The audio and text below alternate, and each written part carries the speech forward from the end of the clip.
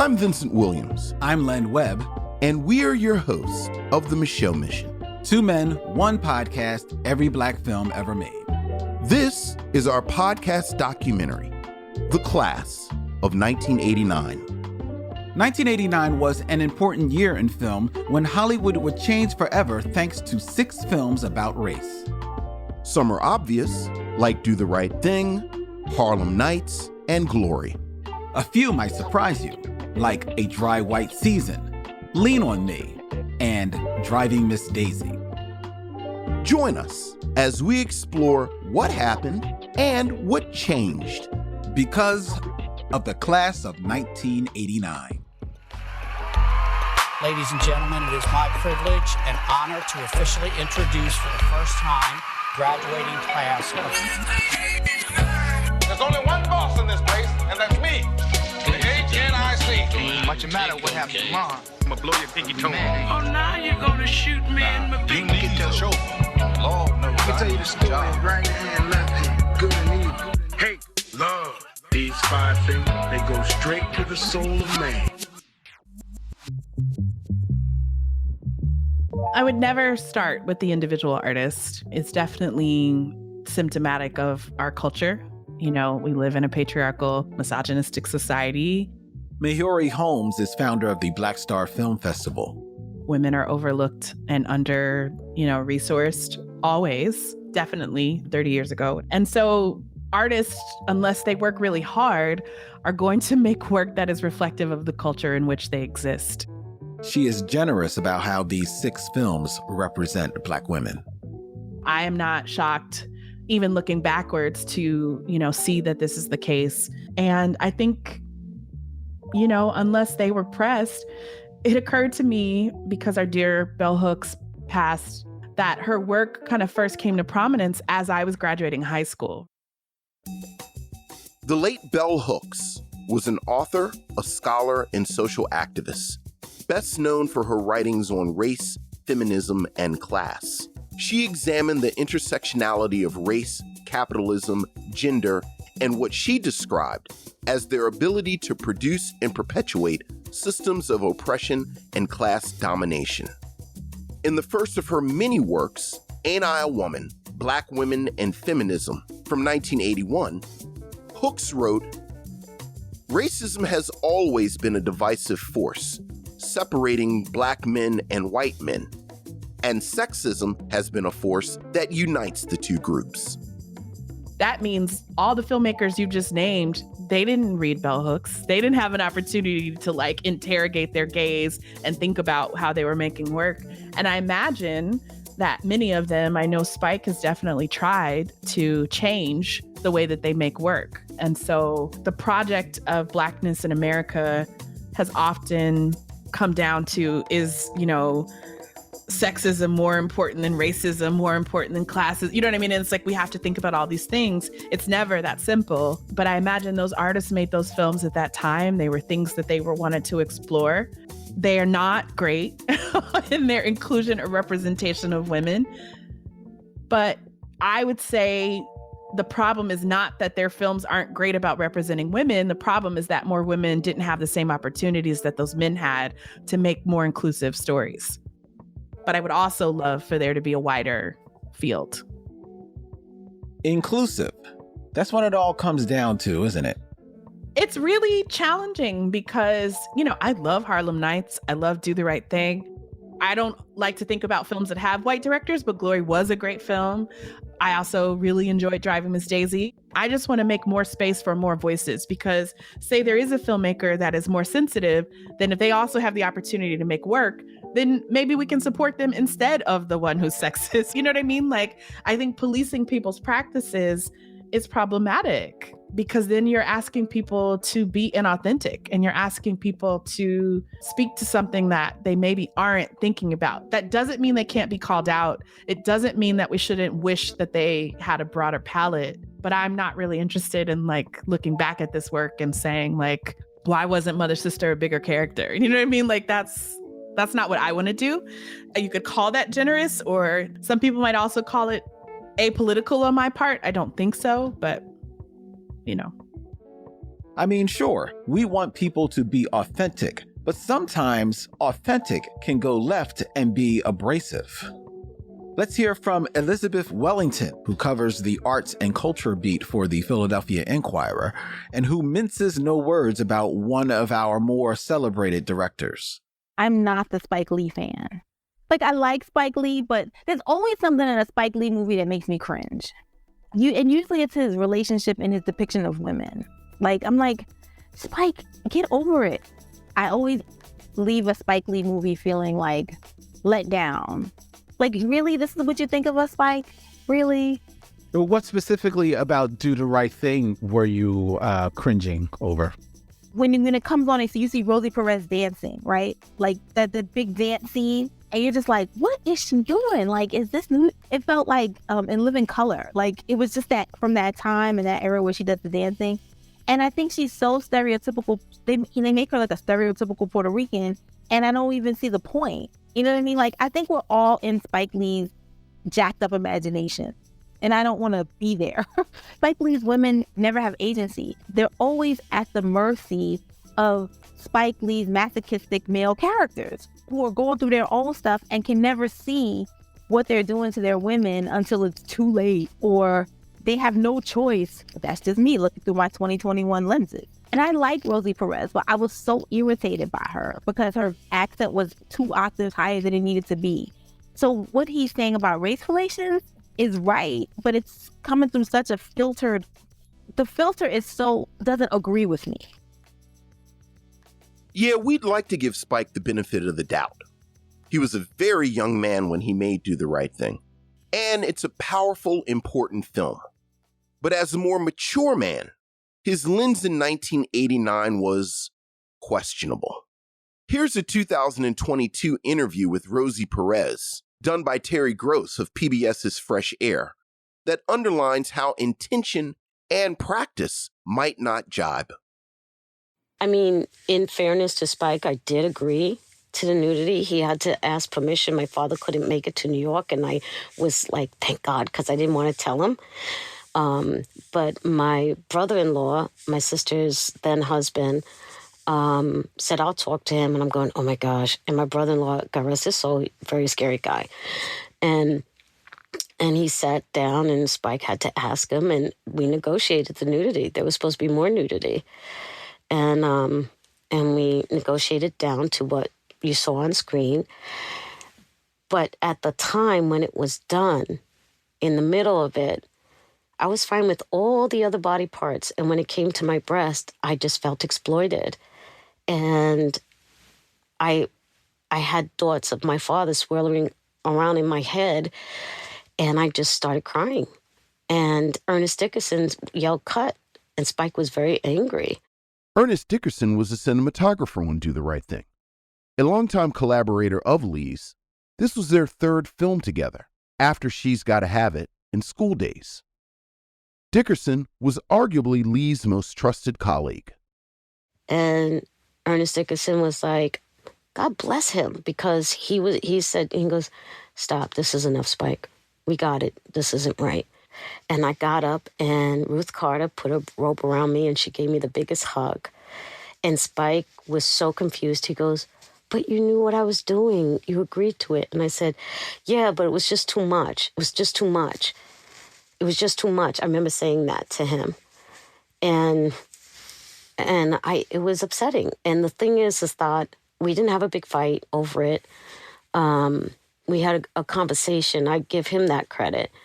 And he said, I'm sorry. I didn't realize. And I said, it's okay. And we finished the day. While what made it to film definitely resonated with a lot of people, it scarred Perez a bit. The violation she felt over the scene was a violation of herself by herself. In a June 2000 feature in the New York Times, read by Marisol Rios, she explains her self-loathing at the time and how it was swept away by her very next project. It wasn't really about taking off my clothes, but I also didn't feel good about it because the atmosphere wasn't correct. And when Spike Lee puts ice cubes on my nipples, the reason you don't see my head is that I'm crying. I was like, I don't want to do this. And the reason why I cried was not so much because I felt violated as because I was angry at myself, because I wanted to say something, get up. So that's how I felt violated. I felt like I violated myself. But then I went and took my clothes off again for White Men Can't Jump. But that was because it was totally my decision. I felt totally comfortable. And the director was so cool. And Woody Harrelson was like, well, whatever you want is cool with me. So there I felt empowered by it. But with Do the Right Thing, it was like, now I'm the object. Here's the shot. In many ways, Rosie Perez's character is the object, the shot. There's no more agency to Tina than to Mother Sister, the ever-present sage who lives on her windowsill, played by Ruby Dee. Graceful as ever, but essentially the watcher. Observe, do not interfere. Nevertheless, Perez is still beholden to Lee for the career that his film gave to her. Again, from Fresh Air. And I am forever grateful. And Spike and I, people always think like, you know, why are you disrespecting Spike Lee? I'm not disrespecting Spike Lee. I'm telling you the truth of what had happened. And things can happen, and you don't need to cancel him. He and I worked it out, you know, and he apologized. We hugged it out, and we're still friends to this day. Bobby Booker of WRTI Temple Radio believes that Do the Right Thing does the right thing overall. I was even recently in a coffee shop down like 16th and Jackson, still very, very, very Italian. And this place makes great coffee. And I'm looking around and they've got like a wall of fame. It's nothing but white men, Italian men primarily. And I said, not even for no Black folk. I'm like, well, what about women? Let's just at least get in there a little bit on a gender equity tip. And that was this year. Okay. So for Do the Right Thing, though, all of that felt real because it was the experience that I was living. And there's some other things that I've really dug about that movie, too. When we talk about gender parity, I dug Rosie. She was a formidable presence in not taking no BS from Mookie, who's pigeon-toed. I loved it. Pigeon-toed walking down the street. I loved it. These were people in my neighborhood, too. You know, the fire hydrant, everything about that. But I also just enjoyed that these were real people having real lives. Folks have a lot to say about Do the Right Thing from this year. What's that saying? Great art evokes a response. But what about the other films? Well, some of the other films literally make women all but vanish from the story. You're talking about Glory. And The Case of the Missing Brothers, which I investigate along with co-producer Mo Poplar. We are here with Carla Brothers, an actor, a working actor, which is always our favorite type of actor. So, Carla, what was your experience like? Even though the footage, unfortunately, may have been cut, but what was your experience working on the set of Glory? Oh my God, it was amazing. I love period pieces, you know, and that was exceptional. Can you tell us more about the role of Charlotte Fortin as scripted? In real life, she was an acquaintance of the lead actor. I mean, the lead character there, who was played Robert Gould Shaw, who was played by Matthew Broderick. She was an educator, an abolitionist, and you know, for people that don't know what abolitionists, to abolish slavery. You know, so she had a pretty amazing life. She was also a Black woman, right? Oh, of course. Well, that's right. I mean, because when we say abolitionist, we could be talking about people who theoretically think slavery's, you know, probably an immoral thing.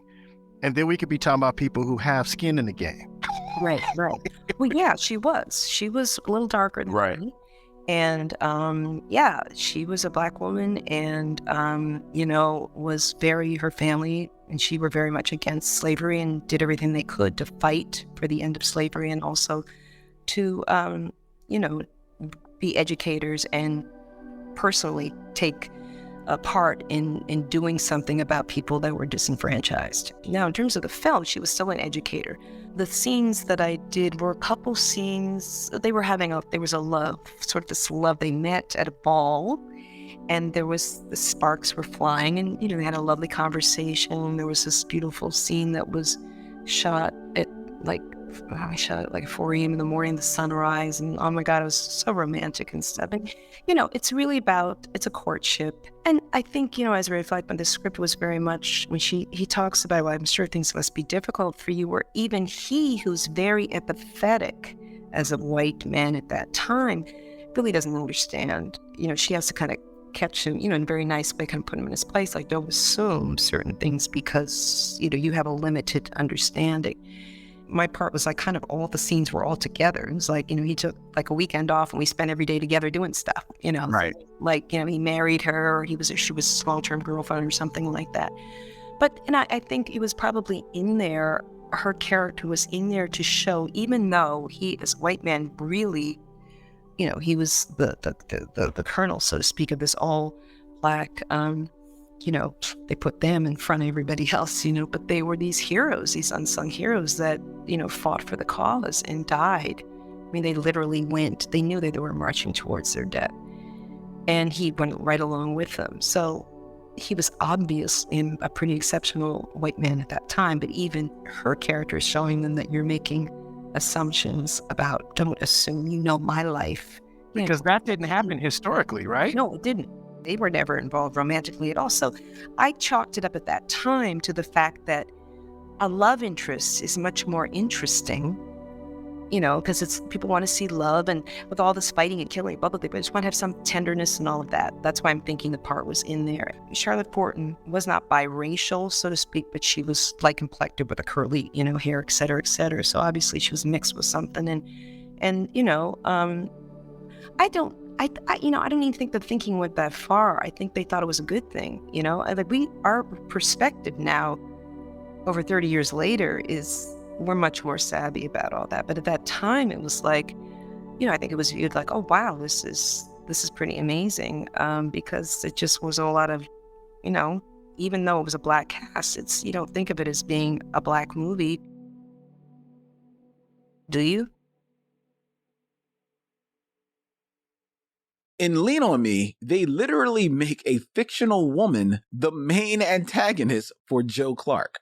Because systemic racism wasn't enough. You need a Black woman to put her finger on the scales. What happened this morning is an outrage. My boy's no criminal. He and those children belong in school, not back out on the street. You're a fascist, Clark. Our kids don't deserve this. Some of those children are smart. They're just discouraged about what chances they got out there. Sit down. What kind of jobs they got waiting for them. Now what kind of chance do they have? He don't care. They his kid. He insulted the Black football coach. The man's gone crazy.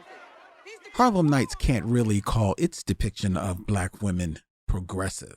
The female leads, Della Reese and Jasmine Guy, wear their anger in different ways, but it's still the summation of their characters. So that's what this is about. You're supposed to kill me. Yes. And you would make love to me first, then shoot me. I'm sorry, Ernest. It's only business.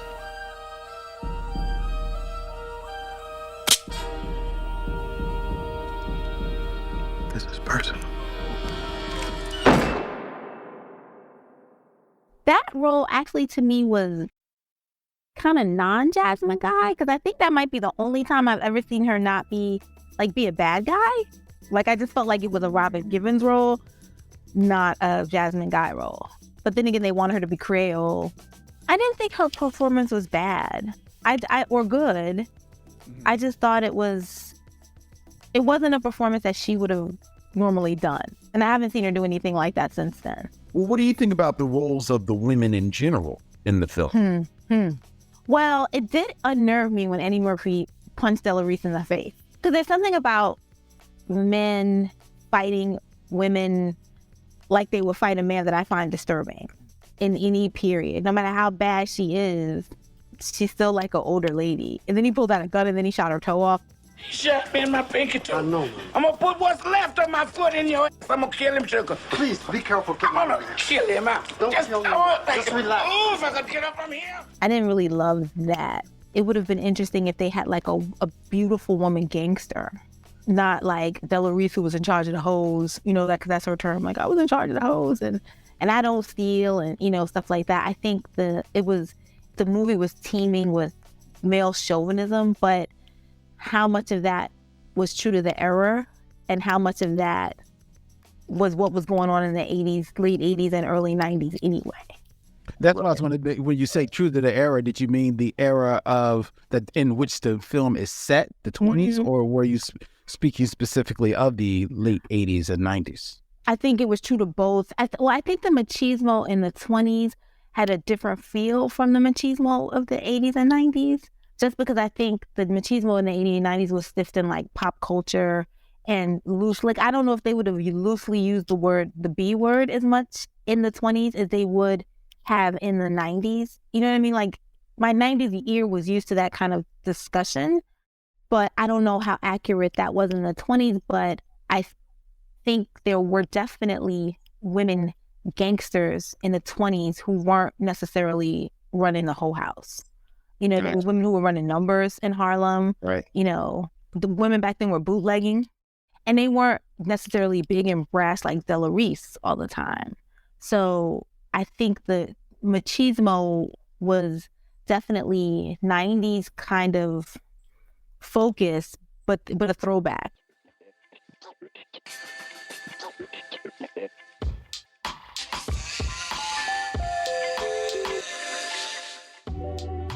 So we're dancing around the elephant in the room. You've got something to say about the feminist icon that won Jessica Tandy an Academy Award for Best Actress, the scion of womanhood, Miss Daisy? We'll speak more about that in another episode. There's another elephant in here? Well, we've talked about women as drawn by male directors, black and white. But we have a black woman director in Usain Palsy, who released her first studio film in 1989, A Dry White Season. This film doesn't have a lot to say about women, black or white. Film critic Tim Cockshell puts it into context. A Dry White Season is an interesting film in that Usain Palsy is the director. Mm-hmm. And she's doing a whole bunch of firsts here too. She drugged Marlon Brando out of retirement for this movie. She's the first black woman director to direct an actor, Marlon, to an Academy Award nomination, and to make a film mostly actually set in South Africa. She was engaged in a whole lot of firsts, and that has to be recognized. Jaw broken, his nose broken, his cheekbone crushed. Must have hit the bars when he tried to jump out of his window. You know, and we see what happens to these African people, these black South Africans, particularly at the beginning of the movie, when they're all attacked at that school, when they go to the little demonstration, they're shot in the back and everything, and we see them suffer all these brutalities, and we see them in the docket in court, and there are a few interesting characters, but essentially what we're watching is the transformation and the plight of some white folks who are coming to understand where they live and how they're living and what's happening to these black folks, and so to that extent, A Dry White Season is a film to talk about Usain Palsy, very important, but it's still a film about how white people feel. And it doesn't just focus its lens on white people. As Maori Holmes notes, it's primarily white men. I have friends who have been in these rooms, right, where they're trying to get a script made, and they're told by a network executive, you need to add white people to the script, right? So that may have happened to her for all we know. She might have gone in there wanting to tell a story of Mandela or, somebody else, and they may have said, we can't do that, but if you make it about this Afrikaner, then we can get your story told, right? I mean, the same as Glory. You're talking about the regiment and it's focused on the white boy, right? But that's the way the story gets made. And it's interesting when you say the word market, because You know, we very much assume that that's what the market wants, but we know it's not what the market wants. It's what the executives are comfortable with, and then that becomes what the market has access to. And those are two very different things. And I understand completely that as a first Black woman, first this, first that, first with the studio, all of that, she was in a box like no other box, you know. They had her jammed up. You know, we're going to let you make this movie, sister. But we're going to let you make this movie, sister. You know, so don't get, you know, that. And still a movie full of good intentions, but still a movie about, you know, Donald Sutherland and Susan Sarandon, all of it. Still a movie about that. So, you know, appreciate it. But no, it does not live alongside Do the Right Thing and Harlem Nights for me.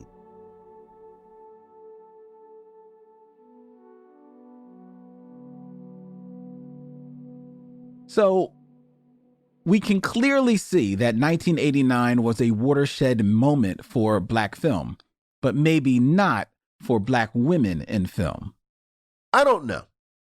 We're clear that 2 years later, Melvin Van Peebles' son, Mario Van Peebles, will come out with New Jack City, a decidedly Black film with a decidedly Black perspective.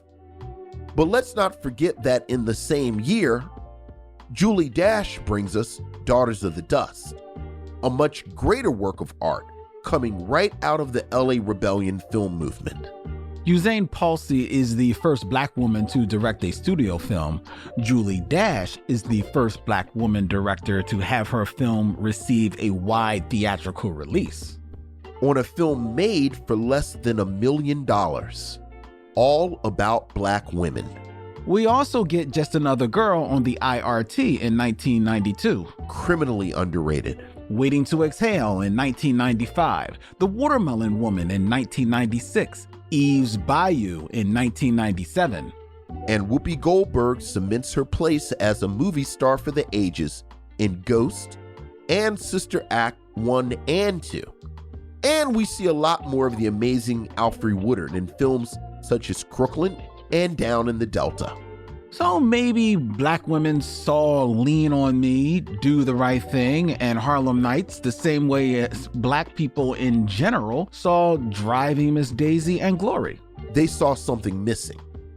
In 1989, they weren't invited to the party. So they started their own. That's it for this episode of the Class of 1989. Tune in next week for Spike and Eddie, Brooklyn be Brooklyn.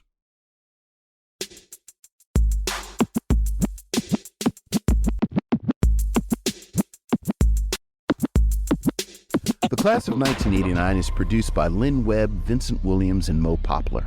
Written by Lynn Webb, Vincent Williams, and Maurice Poplar. Editing by Lynn Webb. Mixing, mastering by Chris Bonello. Production help from Jordan Aaron. Marketing by Joni Deutsch, Matt Keeley, and Annabella Pina.